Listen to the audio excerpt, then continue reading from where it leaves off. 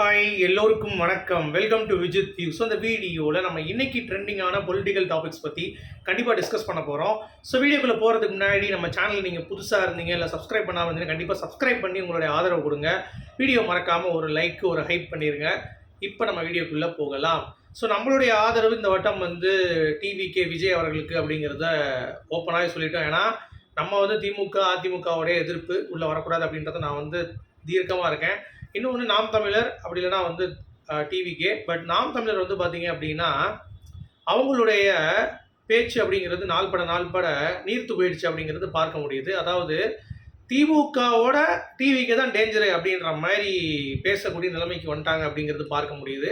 So DMK அடிக்காமையே TVK மேலே அடித்து அவங்களுக்கு பார்த்தீங்கன்னா இருக்கக்கூடிய அந்த மோசம் போயிட்டுருக்கு அப்படிங்கிறது பார்க்க முடியுது. அதனால் நம்ம முழுக்க தாவேக்காவுக்கு விஜய் அவர்களுக்கு ஏதோ ஒரு மாற்று கண்டிப்பாக பார்த்தீங்கன்னா சீமானே சொல்லியிருக்காரு.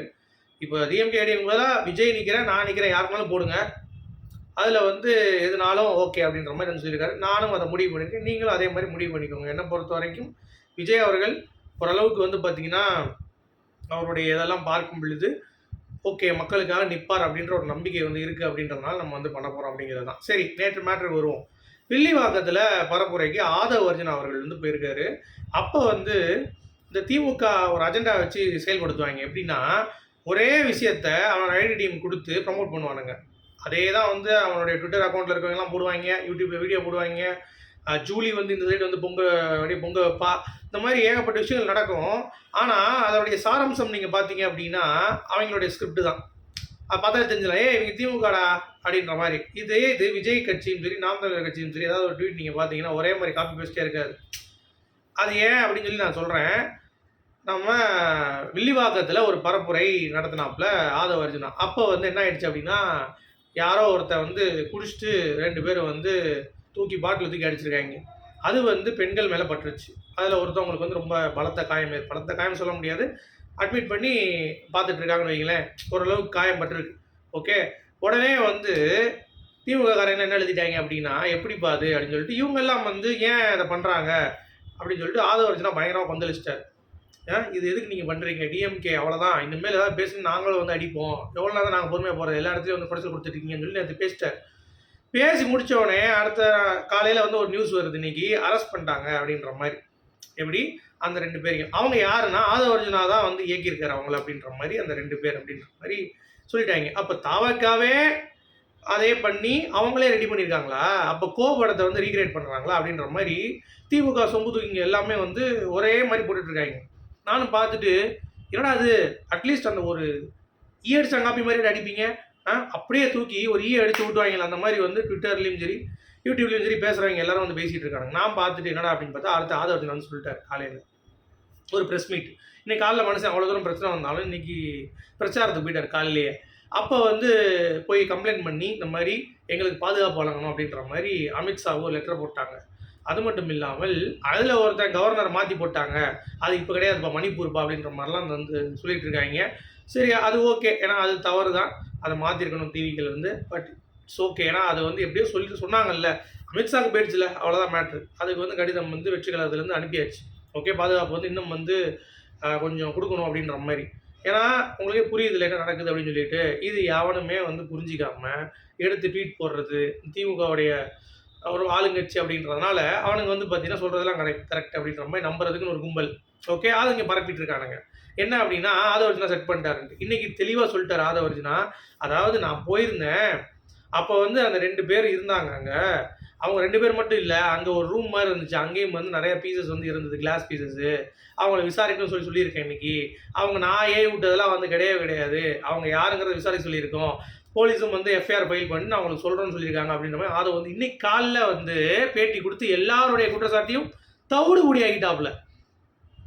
விஜய் அவர்கள் எப்படியாச்சும் கீழே இறக்கிடலாம் அப்படின்ற மாதிரி நேற்று எல்லாரும் கங்கணம் கட்டி தெரிஞ்சாங்க. ஆனால் இன்னைக்கு காலை ஆதவ ஒரே ஒரு பாயிண்டில் கேஸ் இருக்குது, எஃப்ஐஆர் ஃபைல் பண்ணுறேன்ட்டாங்க. அதனுடைய ஜென்யூனிட்டி பார்த்துட்டு அவங்க அவங்க மேலே ஆக்ஷன் எடுக்கிறேன் அப்படின்னு சொல்லியிருக்காங்க அதே மாதிரி சொல்லிட்டாரு. ஸோ தெளிவாக அது எவனோ ஒருத்தன் பரப்பியிருக்கான் உள்ளேருந்து அப்படிங்கிறது தான். எவன் பரப்புவான், விஜய் அந்த இடத்துல ஜெயிக்கக்கூடாது அப்படின்னு சொல்லிட்டு ஏதோ ஒன்று பண்ணிகிட்டு இருக்காங்க அந்த திமுக காரணங்க அப்படிங்கிறது க்ளீனாகவே தெரிஞ்சிருச்சு. இதை சொன்னால் நம்மளை பார்த்தீங்கன்னா தற்குறிப்பாங்க. டேய், நீங்கள் எதிர்த்து சண்டை போகிற வக்கு இல்லை அப்படின்னா மூடிட்டாச்சும் இருக்கணும், உங்களுடைய பெருமையை சொல்லிட்டு போகலாம். அதை விட்டு டிவிக்கே டிஎம்கே அப்படின்னு சொன்னோடனே இவங்களுக்கு எரியுது. அதாவது சீமானை விட விஜய் அவர்கள் இந்த வட்டம் ரொம்ப ஃபோர்ஸாக டிஎம்கே எதிர்க்கிறது அப்படிங்கிறது விஜய் அவர்களுக்கு மிகப்பெரிய ப்ளஸ்ஸாக அமையும். அவங்க டிஎம்கே என்ன குடைச்சல் கொடுத்தாலும் சரி, அது கடைசி நேரத்தில் வந்து பார்த்தீங்கன்னா அவருக்கு மிகப்பெரிய ஒரு ப்ளஸ்ஸாகத்தான் மாறும் அப்படிங்கிறது தான் பாயிண்ட். அதை வந்து நீங்கள் புரிஞ்சுப்பீங்க. அடுத்து பாருங்கள் என்ன பரப்புறாங்கன்ட்டு. ஒரு பொண்ணு வந்து அழுகிற மாதிரி ஒரு இது வந்துச்சு, பெரம்பூர் போகிறப்ப அண்ணா பார்க்க முடியலனான்ட்டு.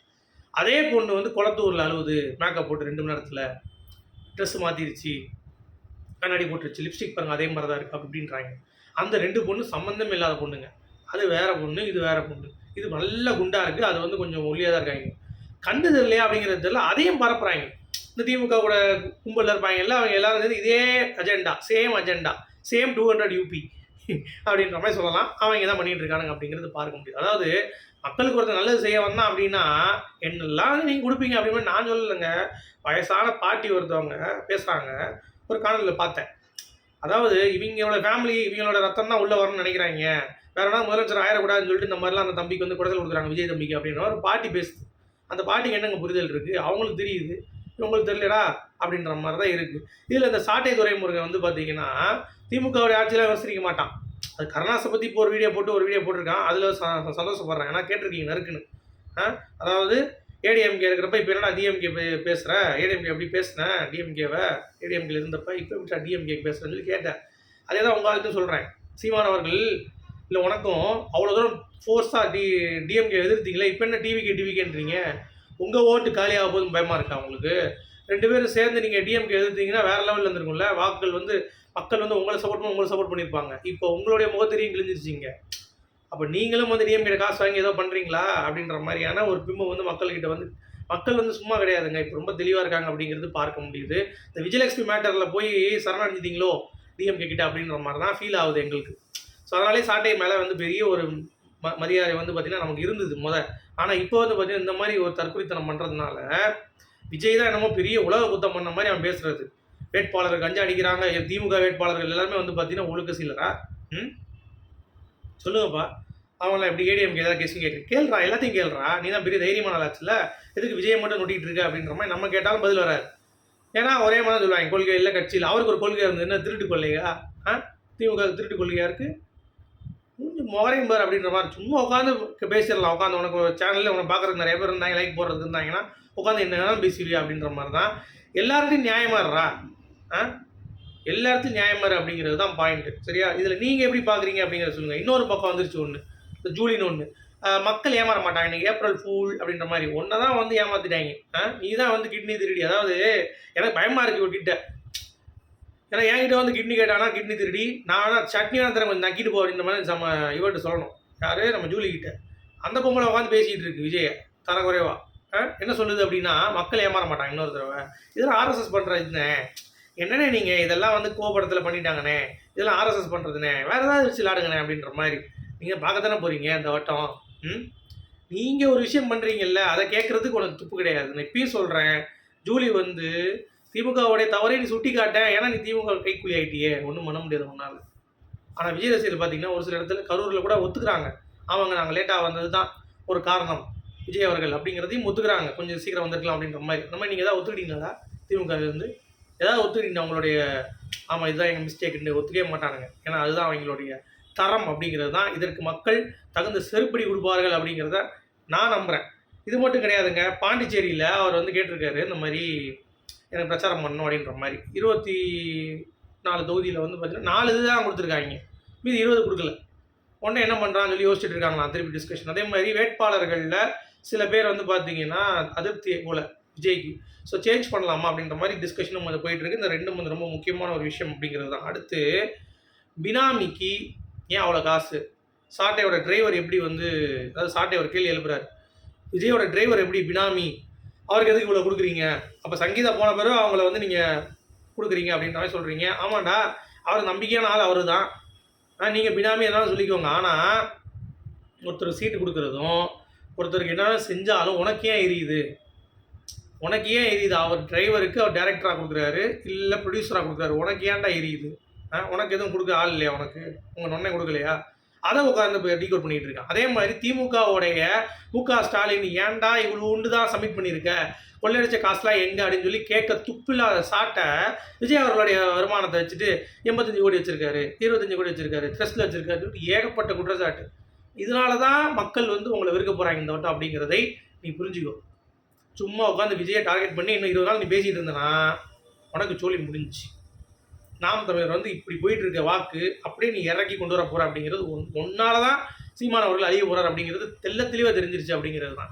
இதை நான் வந்து எச்சரிக்கிறேன் சாட்டை அவனுக்கு. ஏன்னா அவனுக்கு தெரியல பேசினா என்னதே அவனுக்கு பேசிட்டு போயிடலாம் அப்படின்ட்டு சவால் விட்றேன். விஜய்க்கு ஈக்குவலாக ஒரு ஓட்டு வாங்கி கொடுக்க சொல்லு, எல்லா தொகுதியிலையும் காட்ட சொல்கிறான். தைரியம் இருந்தால் நீ வாங்கி கொடுக்குறான் முத. முடியாது. சவால் விடுறியா பார்ப்போமா? ஒன்றும் பண்ண முடியாது. சும்மா உட்காந்து பேச வேண்டியதான். நாங்கள் இப்படி பண்ணுவோம் அப்படி பண்ணுவோம் அதை பண்ணுவோம் இதை பண்ணுவோம் வாயிலே வர சொல்ல வேண்டியதான் அப்படிங்கிறது தான் பாயிண்ட்டு. அடுத்து ஸ்டாலினுக்கு பயம். சரியா? பெரம்பூரில் திருச்சி கிழக்கில் விஜய் நிற்கிறார். அப்போ என்ன பண்ணலாம் தெரியுமா? திருச்சியில் என்ன பண்ணிட்டார், இன்னைக்கு காலையில் வாக்கிங் போயிட்டார் எல்லாருக்கிட்டையும் போய். ஏன்னா வேறு என்ன பண்ணுறது, அங்கே ஃபோர்ஸ் ஆகி போச்சு.